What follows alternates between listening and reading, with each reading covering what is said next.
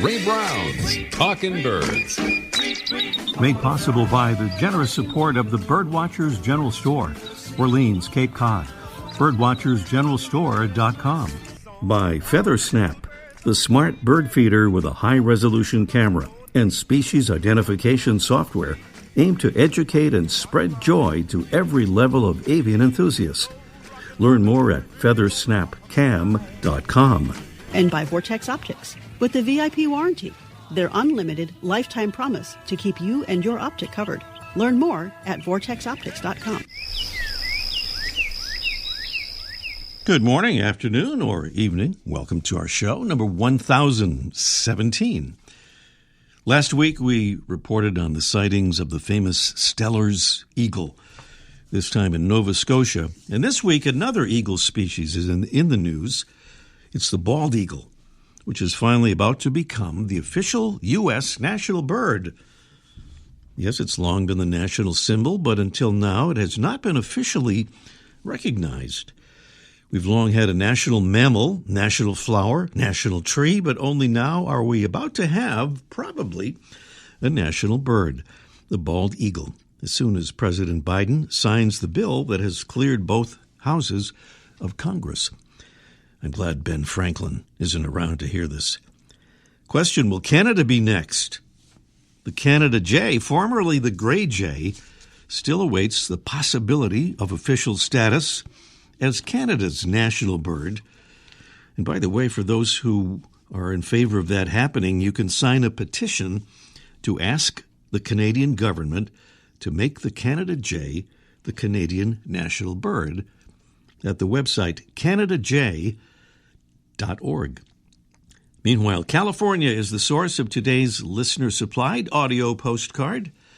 It's kind of a detailed report, so we'll play part 1 this week and part 2 next week. Hey, Scott. Hey, Ray. Ambassador Scott McMorrow here, reporting in from California. I'm with a half a dozen volunteers. We're working for Audubon Canyon Ranch, helping conduct their annual shorebird census. Right now we're camped out on a promontory overlooking the southern end of Tomales Bay, which is a shallow estuary of the Pacific Ocean. We're overlooking the mudflats of the bay. And the way we do it is we get out here, we set up an hour and a half before high tide. And then as the tide rolls in, the birds come skittering in, looking for food, and we count them. So far, we've seen 50 great egrets, 2 great blue herons, 30 western sandpiper, and 10 dunlin. Now, I don't have any sounds to go with this because we're pretty far away. This is definitely a high-end optics day.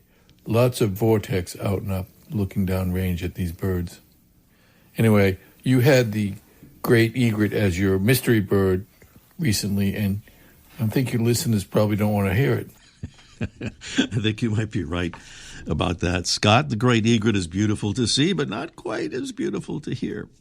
Well, that's part 1 of Scott's Shorebird Census audio postcard from high above Tomales Bay, California, just north of San Francisco. We'll hear part 2 next week.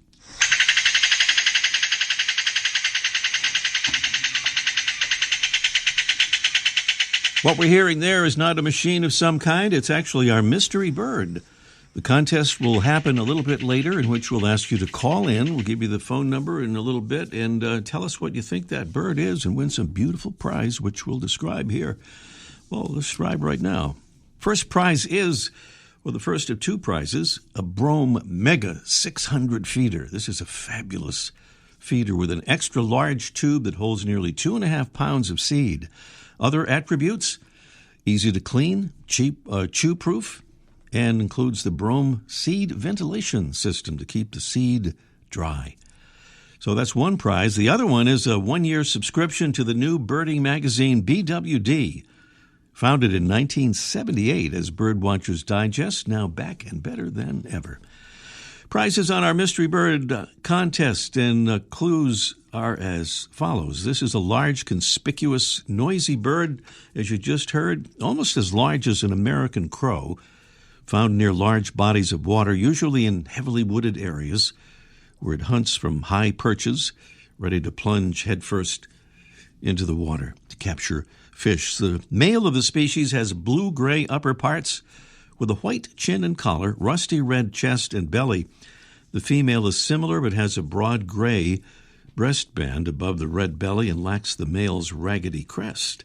Both sexes have a heavy, dark, dagger-like bill. Now, here in the U.S., you'd pretty much have to be in South Texas to see this bird, which is also found all the way down to Tierra del Fuego in South America. So that's the outline of our mystery bird contest, the actual thing later on in the show.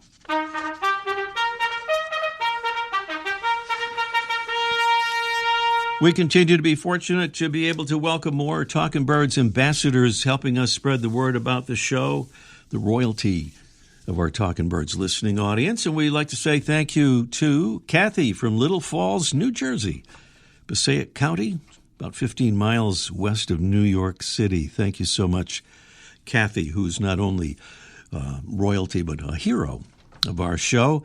What we try to do is get more and more people, as many as possible, to know about the wonder of birds, the wonder of bird watching and birding, and even the therapeutic aspects of watching birds. We've heard a lot about that. We're going to hear more about it, in fact, this morning. So if you'd help us, like to help us in our little efforts to promote birds and, of course, conservation, that, among other things, makes it possible for us to be able to look at birds. Think about, and maybe go ahead and write and do it today, right now. Become a Talking Birds ambassador. Just go to talkingbirds.com. That's talkingbirds.com. There's no G in talking. That's right. And click on the Get Involved tab right there at the top of the homepage. Still to come in our show today, we'll hear Robert Bell's compelling story of how birding helped get him through a debilitating struggle with Lyme disease.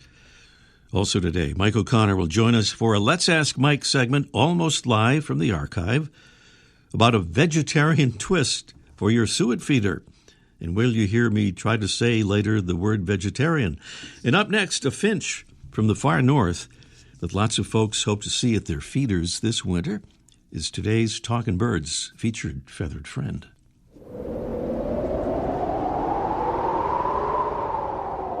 In the northern hemisphere, meteorological winter, describing what's generally the coldest 3 months of the year, arrived on December 1st, and astronomical winter, when the sun's most direct rays are shining farthest south on Earth, arrived on December 21st. So in the northern hemisphere, it's winter by either definition. And it's the time of year when many boreal birds move from their far north breeding grounds down into places like southern Canada in the U.S. lower 48. One of those birds is today's featured feathered friend, the redpoll. There were once 3 redpolls, common and hoary here in North America, and their cousin, the lesser redpoll, in Europe. But earlier this year, the 3 became one, as the International Ornithological Committee lumped them together into a single species, redpoll. Despite color and size differences between the 3 forms of this small finch, they are nearly identical genetically. Here in the New World, what's now known as the common form of this small finch species is brown and white with heavily streaked sides. The male has a rosy red wash on the breast and flank. The hoary form is a lighter shade overall, with gray-brown streaking. Males of both forms have a red cap, and in the hoary form, females do too. In their far north breeding grounds, redpolls inhabit areas of tundra with scattered shrubs and stunted trees like birch, alder, or willow, as well as pine and spruce. In winter, they're seen in open woodlands and scrubby fields, and at backyard feeders, where they favor millet and thistle seed. To stay warm over harsh, snowy weather nights, redpolls are known to excavate tunnels in the snow, several inches deep and more than a foot long. And they show how smart they are by easily passing tests in which they can access a morsel of food by pulling on a string to which the food is attached. Partners in Flight lists the redpoll as a common bird in steep decline, meaning that it's still too numerous or widely distributed to warrant watch list status, but that it's been experiencing long-term declines. However, due to its estimated global population of nearly 300 million individuals, it's still rated as being of low conservation concern. The poll part of this bird's name comes from an Old English word for head. The Latin genus name means a bird fond of thistles, and its species-specific name translates to fiery red.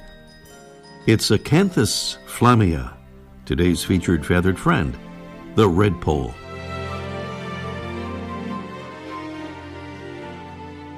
Welcome again to our show, number 1017. Robert C. Bell was born and raised in Northern Ontario.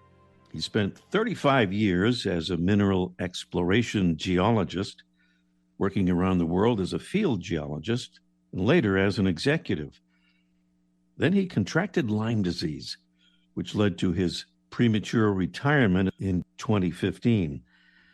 But he soon discovered the health benefits of birding to keep his mind off his ailing body and to help him cope with a chronic illness.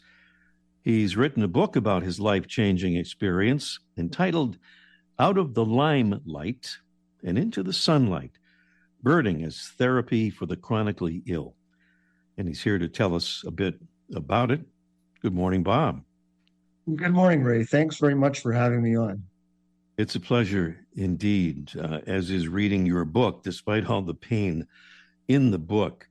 Well, as you've described, you had a rewarding career that was cut short by Lyme disease, a chronic illness that is still affecting your daily life. You've not only suffered severe symptoms, but you had to jump through many hoops to even get a diagnosis for that disease that's known for mimicking a number of other diseases. Give us an idea, Bob, if you could, of some of the challenges you faced to get a diagnosis and treatment. Well, the first symptoms that started very mysteriously were every morning when I woke up, the side that I'd been sleeping on stayed asleep. You know, those pins and needles sensation. You have to kind of shake your arm out. Yeah. And I'd kind of forget about that and get on with my day. And then a few days later, I'd get migratory muscle pain. You know, my bicep would be throbbing, and a few hours later, it was in my tricep. So I went to my doctor and told him all this. And he says, well, Bob, it's just the way you're sleeping. And I thought, well, you know, I've had 58 years practice at this point. I don't think that's what it is. Yeah. And it turns out he suspected I had a pinched nerve in my neck, and he sent me to a rheumatologist. Well, she very quickly found nothing wrong and agreed with me that I should be seeing a neurologist. So I did get an appointment with a neurologist, and he did a brain MRI, and I'm very pleased to say he found a brain. But he literally did a hand washing motion with a smirk on his face and said, I'm sorry, but you don't have a neurological disease. With no sympathy or interest in finding out why I had neurological symptoms. You know, very, very frustrating there. So, you know, eventually I did get myself in to a Lyme expert doctor who was practicing in Plattsburgh, New York. And you know, she treated me, and after 2 or 3 years, she said, I think I've done all I can for you. And, you know, where are you at? I thought I was about 60% better. My board of directors, I just couldn't function as I was a CEO at the time. I was traveling, required a lot of business meals and dining out, lunch, dinner. And she'd had me on a paleo diet of basically no sugar, no starch, no yeast to counter any nasty effects from all the massive doses of antibiotics she had me on. So it was impossible to keep working. So my board generously put me on a 6-month sick leave to try to really focus on me, because I'd been stressing about getting better and I wasn't getting better. So I wasn't doing the company any favors and I wasn't doing myself any favors. Long story short, after 6 months, I had to retire because I couldn't function. So I went through a lot of hoops, and I am happy to say that things have progressed here in Ontario. The pharmacists are now entitled to prescribe antibiotics for Lyme. So people now don't have to jump through all the hoops of going to doctors and being dismissed like I was. I'm a geologist, not a doctor, so I've never one to give medical advice. But the one piece of advice I would really like to give your listeners is that you really do have to be your own medical advocate. And when you have Lyme like I had, you have to advocate at the worst possible time because I was scared. There was weird things happening and nobody would believe me or listen to me. Wow. I had this emotional instability and raging Bob would pop in and out of existence. And I was tired with real mega fatigue. I had a nap every afternoon. So you really do have to really try to suck it up and advocate for yourself. And so here I am, retired and a birder. By the way, you assume this was caused by a tick bite, although you never saw direct evidence of that. Is that right? That's correct. In fact, over half of the people with Lyme aren't aware of ever having had a tick bite. And one of the big reasons for that is the ticks can be even infectious at the nymph stage, which is somewhere between a pinhead and a poppy seed. So, you would never even see it. And then of that half that may know they had a tick, less than half of them necessarily get the bullseye rash, which is considered diagnostic. So it may be, I've seen figures as low as maybe only 10% of people with Lyme had the tick and had a bullseye rash. If you have a pinhead-sized nymph on your back or somewhere you can't see, or, if your skin tone's darker than mine or you got lots of freckles, you're just not going to see it. So, that's why I'm not aware of having had a tick. Let's take turns reading a couple of short paragraphs laid in your book. I'll start by quoting you. Lyme is what indirectly led me to birding, and while I wouldn't wish Lyme on anyone, I am grateful to have ended up as a happy birder, even with my physical limitations, or more to the point, my Lyme-mitations. Birding saved my life.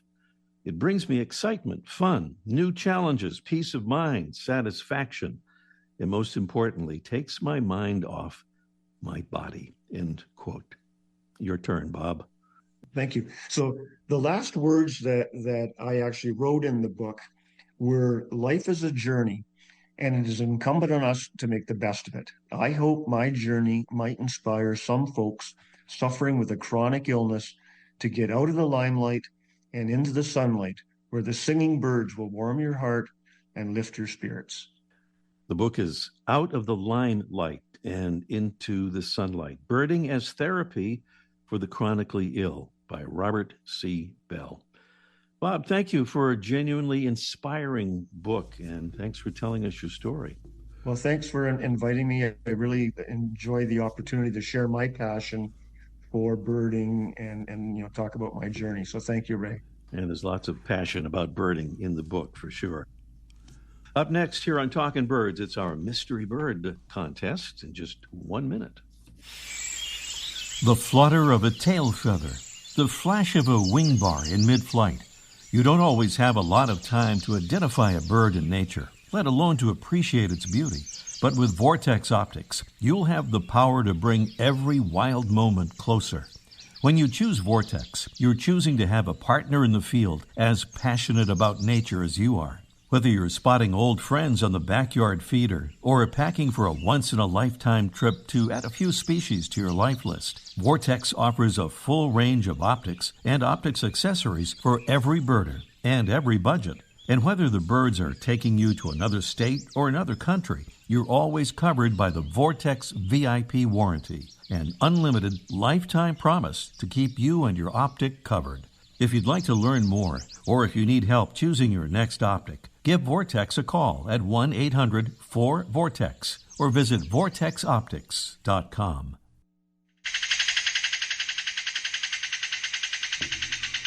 There's the somewhat mechanical sound of our mystery bird. It's a large, conspicuous, noisy bird almost as large as an American crow, Found near large bodies of water, usually in heavily wooded areas where it hunts from high perches, ready to plunge headfirst into the water to capture fish. The male has blue-gray upper parts with a white chin and collar, rusty red chest and belly.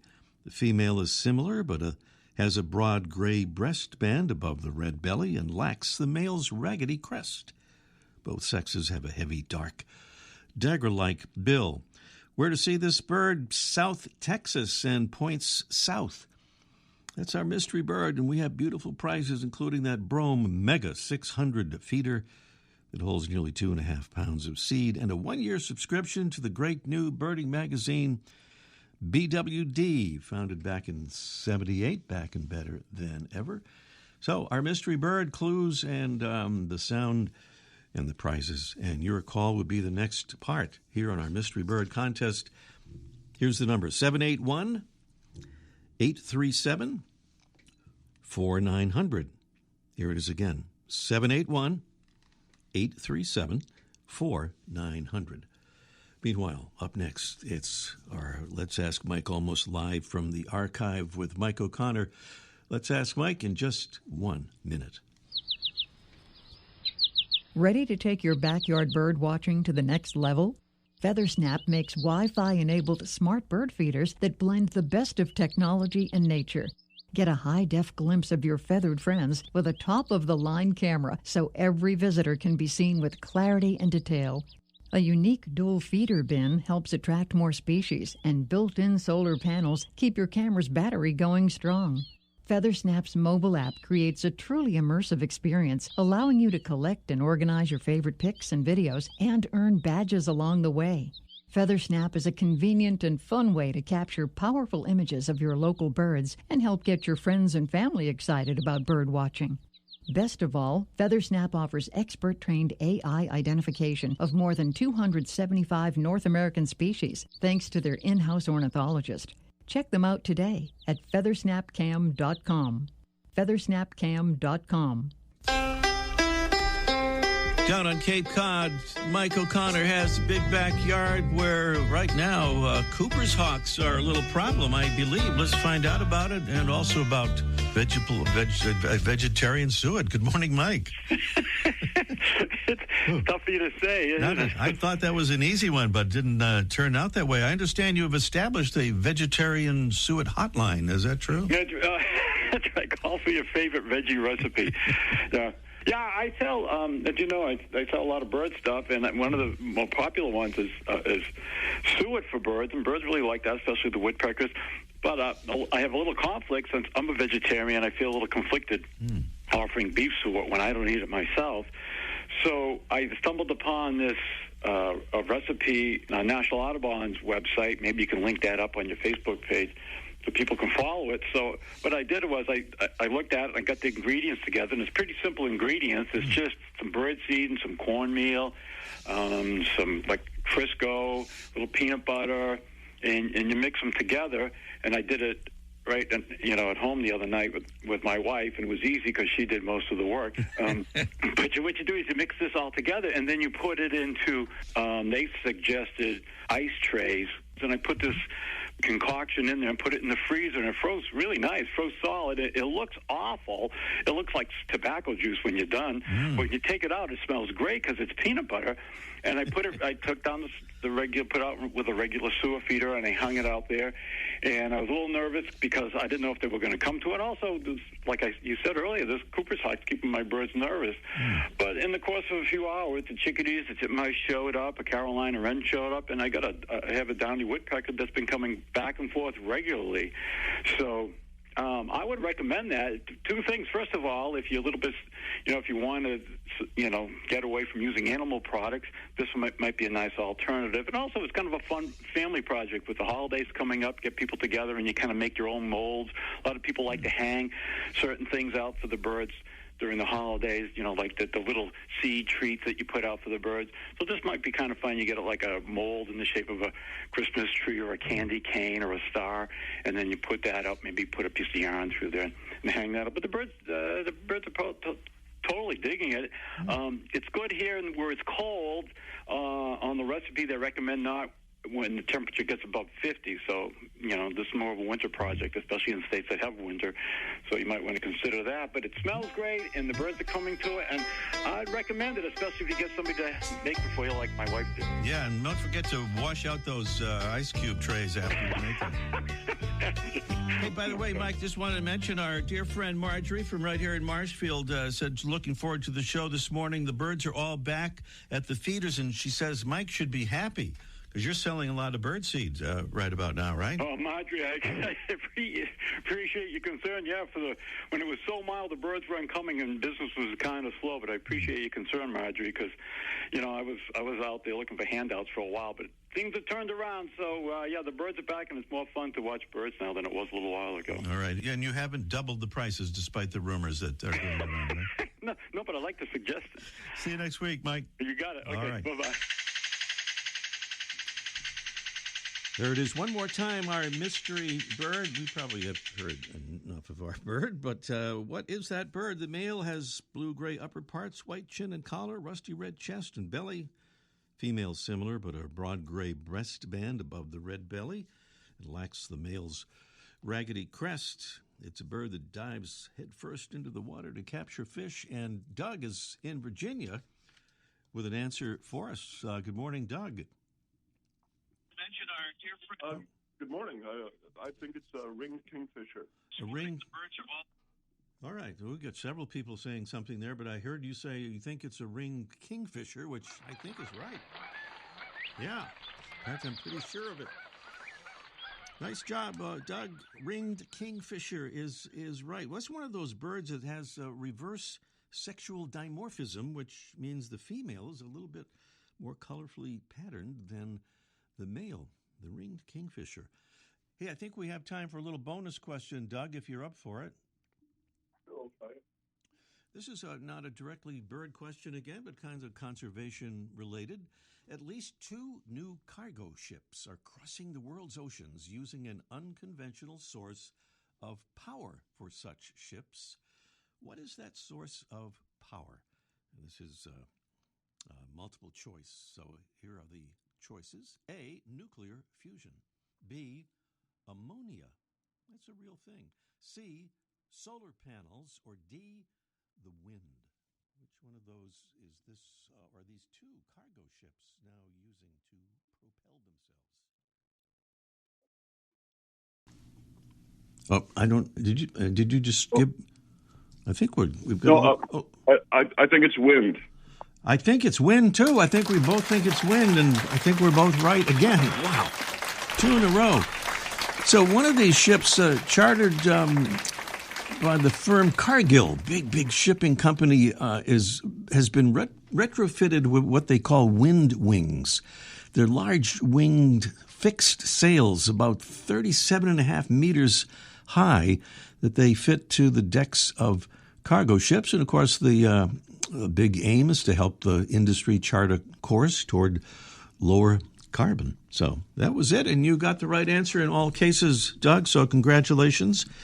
And if you'll stay on the line, Jesse will get your info. We will send you those beautiful prizes. All right. Well, thank you so much, Doug. Correctly identifying 2 things there, the ringed kingfisher and then wind, powering those new cargo ships. Kind of pretty amazing stuff.